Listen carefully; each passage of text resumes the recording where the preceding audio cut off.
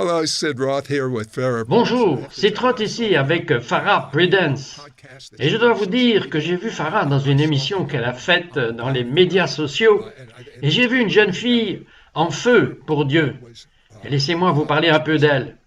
Le père de Farrah était musulman et sa mère était une chrétienne de nom. Ils se sont mariés aux États-Unis, puis quand Farrah avait 5 ans, ils sont allés au Moyen-Orient.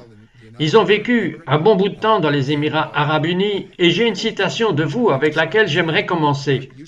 Farrah, vous avez dit, lorsque vous avez déménagé et que vous étiez sous l'islam, que votre mère était une chrétienne nominale.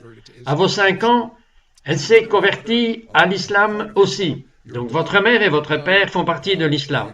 Vous êtes une fille, vous êtes jeune et vous voulez faire ce qu'un jeune de 5 ans ferait. Mais c'était très différent quand vous avez déménagé.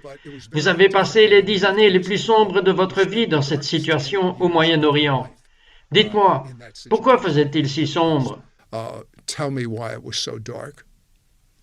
Bien, en partant des États-Unis où je suis allé à l'école maternelle, et à la maternelle, même à un jeune âge, il s'agissait de développer ce que vous pouvez réaliser avec toutes les options et toutes les libertés que nous avions. Une fois que j'ai déménagé au Moyen-Orient, parce que la loi en vigueur est la loi islamique, même dans des pays plus modérés comme la Jordanie, je suis devenu un objet qui appartenait à ma famille. Mes actions, directement, honoraient ou déshonoraient ma famille. Et il n'y avait pas d'option personnelle. Et il n'y avait pas de vie dans la joie. Maintenant, ma vie était pour Mahomet et Allah, même si ma famille était composée de musulmans assez indulgents. Et en plus de cela, j'ai subi des abus physiques et des abus psychologiques, des abus spirituels de la part de mon père, puis des abus sexuels de la part d'autres membres de ma famille. I read about. J'ai lu sur les crimes d'honneur qui se produisent, j'ai lu qu'une femme a tenu la main de quelqu'un avec qui elle n'était pas mariée, mais ils étaient sortis ensemble et elle a été tuée. Cela se passe beaucoup au Moyen-Orient. I'm much in the Middle East. Oui, et ce n'est pas seulement au Moyen-Orient, ça se passe en fait aux États-Unis aussi. Le premier cas de crime d'honneur était dans les années 80 pour une petite fille palestinienne appelée Palestina et il l'appelait Tina. Quand elle avait 16 ans, elle avait commencé à sortir avec un garçon noir et avait un travail et donc ses parents l'ont retenue et l'ont tuée. Et la seule raison pour laquelle nous savons qu'ils ont fait cela, c'est parce que son père avait des liens avec le Hamas et d'autres organisations au Moyen-Orient. Et le FBI a mis leur téléphone sur écoute. C'est donc la seule raison pour laquelle c'est arrivé. Well, Parlez-moi du rêve que vous avez fait à 12 ans. Maintenant, vous devez imaginer cela. Elle est dans un environnement étrange après être née aux États-Unis. Tout est islamique maintenant et presque à l'improviste, vous avez un rêve incroyable. Parlez-moi de cela. tell me about it. Alors, pour bien dépeindre le tableau au Moyen-Orient, je veux expliquer aux gens qu'il n'y a pas de grand tableau de Jésus.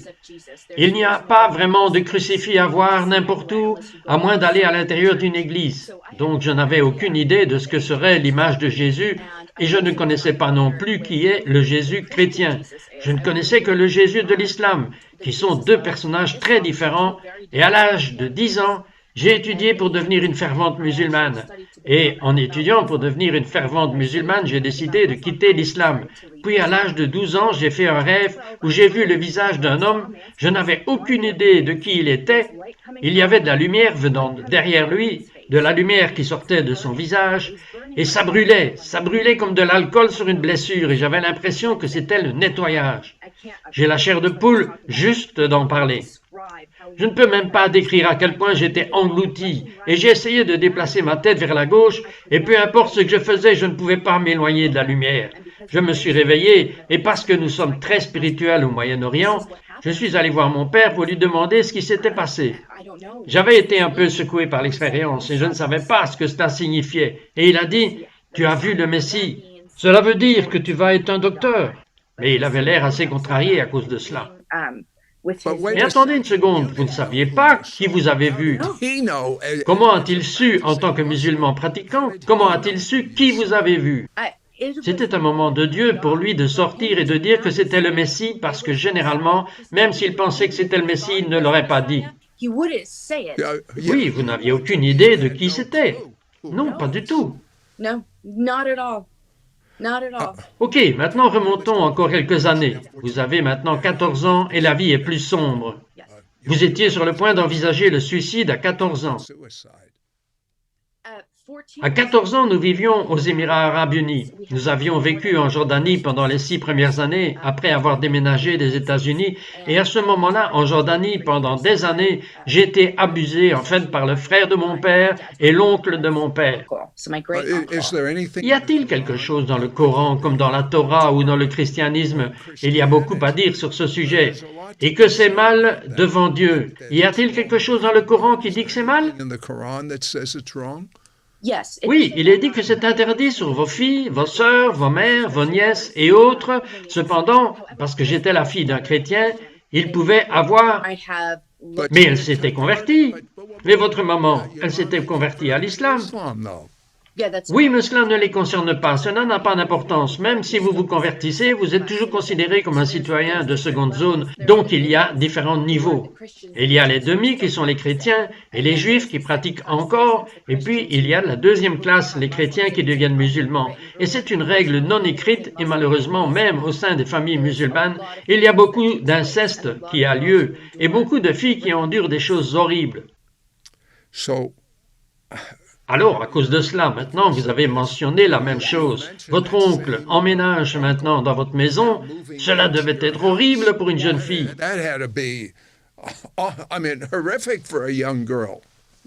Oui, et j'avais dit à ce stade à mon père ce qui se passait, et j'ai dit à ma mère ce qui se passait, et ma mère s'est battue dur pour qu'il ne vienne pas, mais elle a également été victime d'abus physiques. Et donc, quand il s'est déplacé, il a ensuite décidé qu'il allait se déplacer dans la région, mais pas dans notre maison, parce que notre appartement était trop petit. Mais même avec cela, il faisait toujours du babysitting, il faisait toujours partie de la famille. Et donc, j'ai décidé que je n'avais plus de raison de vivre et que je n'allais pas supporter cela à nouveau.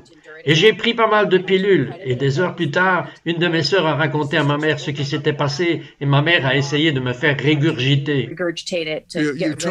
Vous avez pris ces pilules pour vous suicider? Absolument, je voulais absolument mourir, je n'avais aucune raison de vivre. Et alors que je me lavais le visage après cela, j'ai regardé dans le miroir, et j'ai vu Jésus. J'ai reconnu qui il était, j'ai vu son visage, et cette fois, il était triste. J'ai vu des larmes sortir de ses yeux, et j'ai eu l'impression de lui avoir brisé le cœur. Et... Désolé. J'avais l'impression que j'étais déjà en train de mourir et bien sûr, au milieu de la nuit, je me suis réveillée malade et mes parents m'ont emmenée à l'hôpital. Et j'étais inconsciente et les médecins ont dit à mes parents qu'ils ne pouvaient plus rien faire. Si j'allais m'en sortir, ce serait toute seule.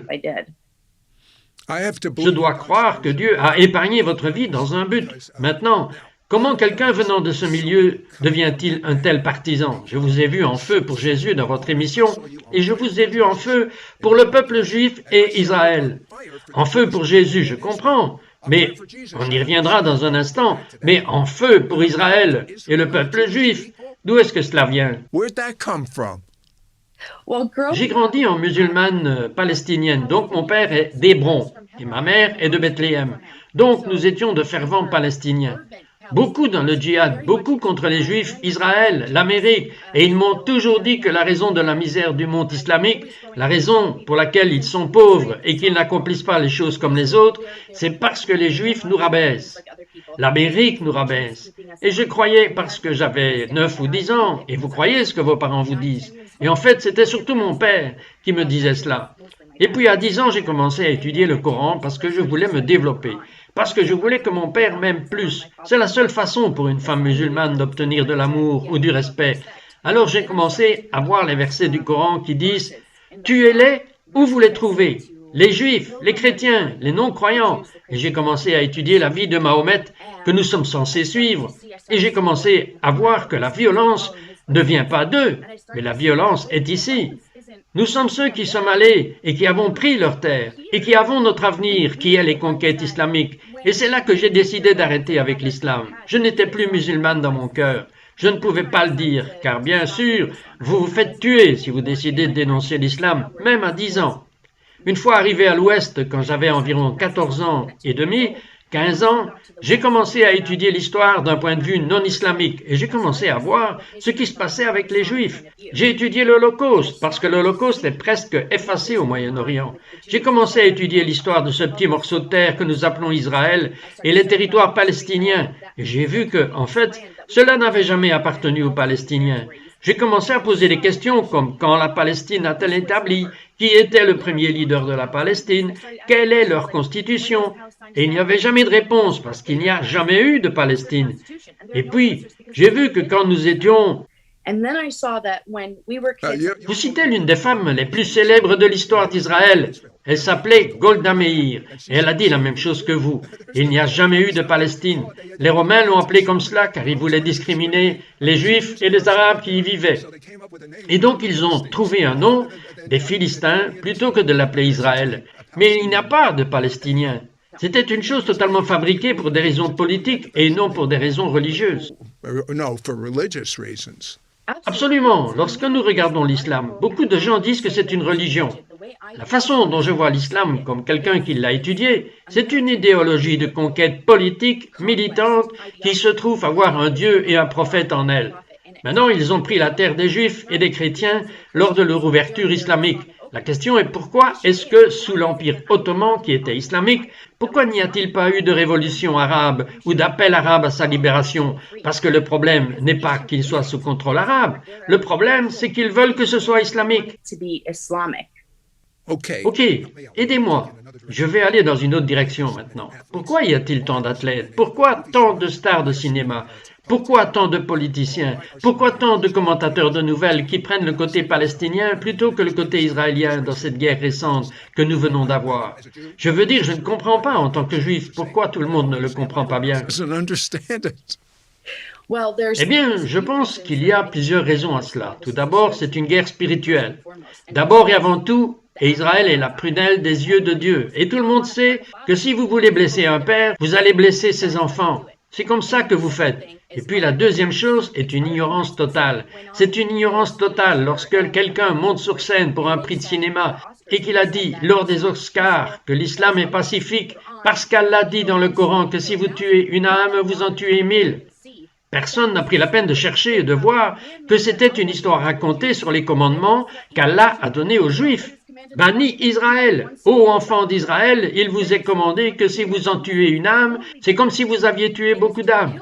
Mais les commandes pour les musulmans sont totalement différentes. C'est de les tuer là où vous les trouvez. Et puis la dernière raison est que cette génération que j'ai vue essaye honnêtement de fabriquer une sorte de boîtier ou de provoquer ce qu'elle veut suivre.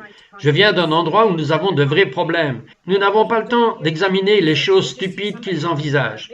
Et ils ne se soucient pas de faire des recherches. Ils voient juste quelqu'un appeler une victime et ils vont automatiquement vers elle. J'ai vu des gens avec des pancartes disant « Les homosexuels pour la Palestine ».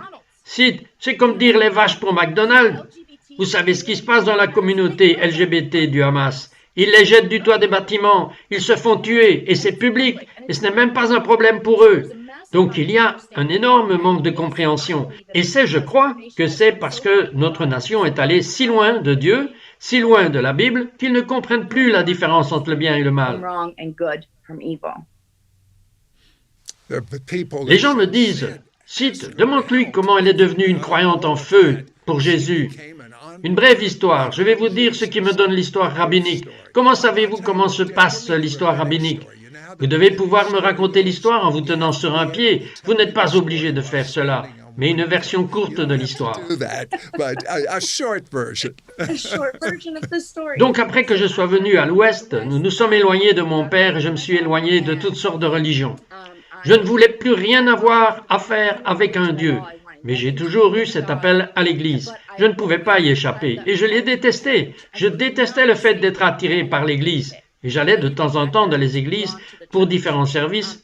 Et une fois, je me suis réveillé et en fait, juste pour être complètement honnête avec vous, j'avais la gueule de bois. Parce que je ne menais pas une bonne vie. Et j'ai entendu une parole dans mon oreille. Va à l'école biblique et étudie la Bible. Et j'ai dit, mais qu'est-ce que c'est? Alors j'ai appelé ma mère et j'ai dit, écoute, je vais devoir aller à l'école biblique. parce que c'est ce que Dieu m'a dit. Elle m'a dit, pourquoi ne vas-tu pas d'abord dans un groupe religieux, voir si tu peux t'engager à vivre une vie chrétienne, et ensuite, nous parlerons d'aller au séminaire. Le mot que j'avais entendu était bien séminaire. Je suis allé dans un groupe religieux et j'ai rencontré un gars là-bas, qui en fait maintenant est devenu mon mari, et nous parlions de Jésus. Et il a dit, comment se fait-il que tu n'es pas croyante?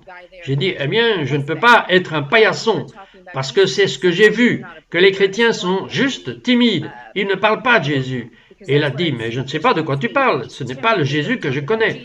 Et il a continué à parler des tables renversées et d'appeler les gens mauvais pour ce qu'ils étaient. Puis, après que j'ai commencé à étudier la Bible, je suis tombée amoureuse de Jésus.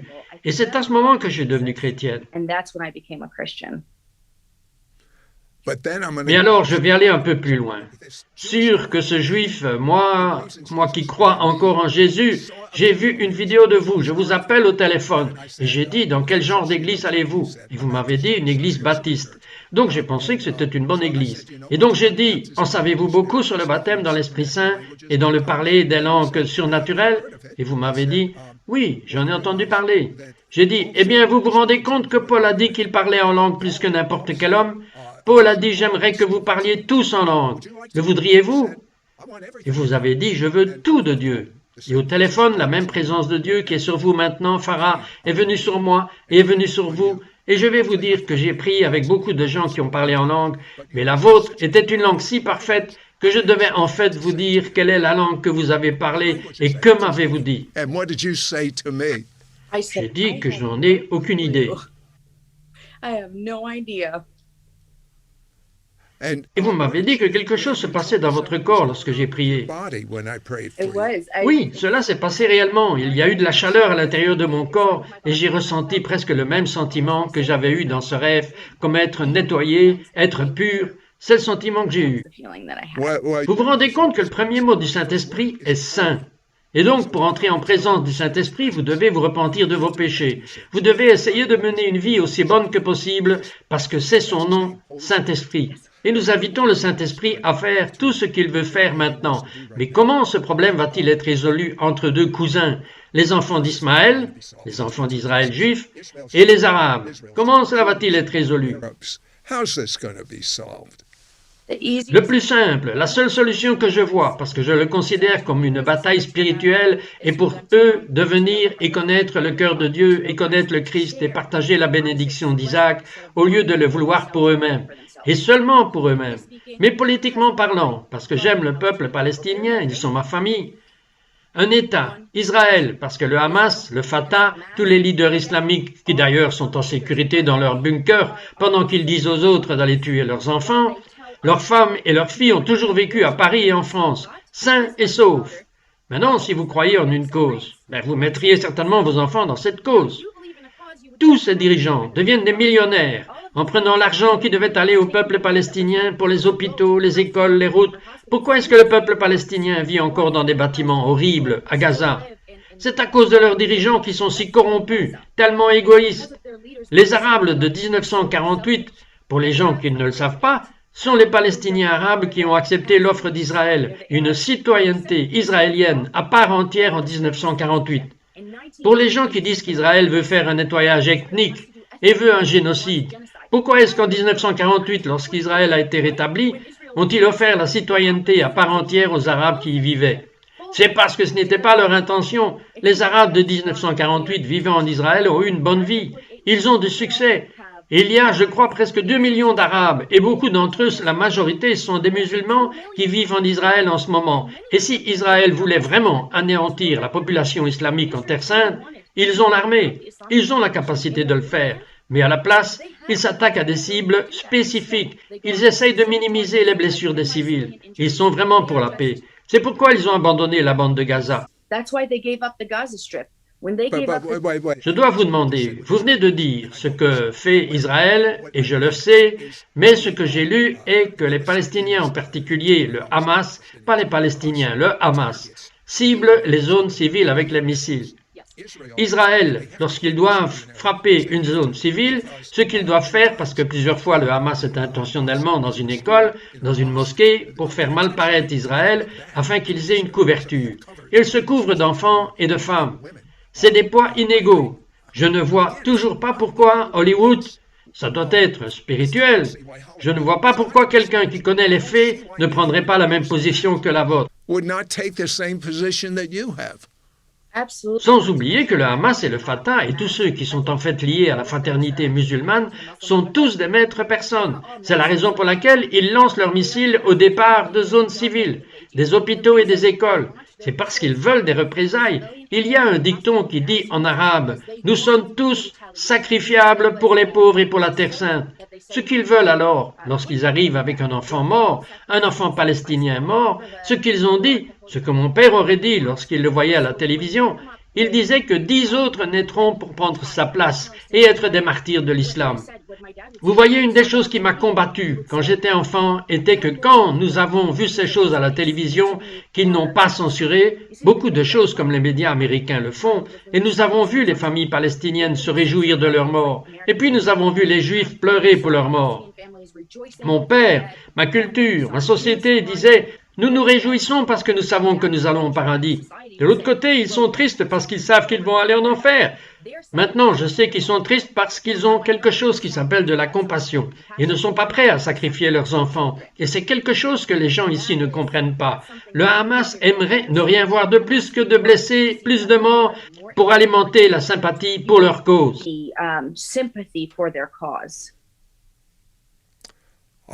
Farah, j'ai de bonnes nouvelles pour vous. J'ai de bonnes nouvelles pour notre téléspectateur. Et c'est le bailleur de fonds, le grand bailleur de fonds des terroristes, que ce soit le Hezbollah ou le Hamas, c'est l'Iran. Et des amis me disent qu'il y a un mouvement de Dieu parmi les jeunes Iraniens pour Jésus. C'est sans précédent. Et tout comme vous avez eu une vision et un rêve de Dieu où Jésus est venu à vous, même le Coran dit qu'une personne islamique croit que Dieu communique dans les rêves. Entendez-vous de nombreux rapports de personnes comme vous ayant des visites de Jésus? Absolument. J'ai douté de moi pendant si longtemps. Et puis je parlais à quelqu'un qui m'a demandé comment je suis venu à Jésus. Et je lui ai dit, parce que je pensais que les gens hésitaient à parler de voir Dieu et de l'entendre. Et j'ai dit, j'entends Dieu quand je prie et quand je suis avec lui. Et il a dit, oh, j'en ai entendu parler par d'autres musulmans. Alors je suis allé chercher et j'ai cherché pendant des années parce que maintenant, bien sûr, j'ai mon ministère. L'Iran est en passe de devenir la plus grande église du monde. La persécution n'a jamais été aussi grande. Cependant, l'Iran, l'Arabie saoudite ont empêché les missionnaires d'entrer. Ils confisquent des Bibles. Vous pourriez être tué pour avoir une Bible, ok? Comment vont-ils arrêter Jésus? Cela m'excite tellement. Comment allez-vous arrêter Jésus? Vous ne pouvez pas. Ils sont terrifiés. Ils perdent des gens et ils ne peuvent pas l'arrêter. Et c'est incroyable. Lorsque vous voyez les entretiens avec des Iraniens qui préfèrent être appelés persans, alors lorsque vous voyez les entretiens avec les chrétiens persans, ils disent « J'ai vu une interview où ils ont dit « Pourquoi voulez-vous que nous prions? Voulez-vous que nous prions pour que la persécution cesse ?» Ils ont dit « Non, priez pour voir plus de gens venir à Christ. Même si cela signifie que nous voyons plus de persécutions, comment pouvez-vous arrêter Dieu? »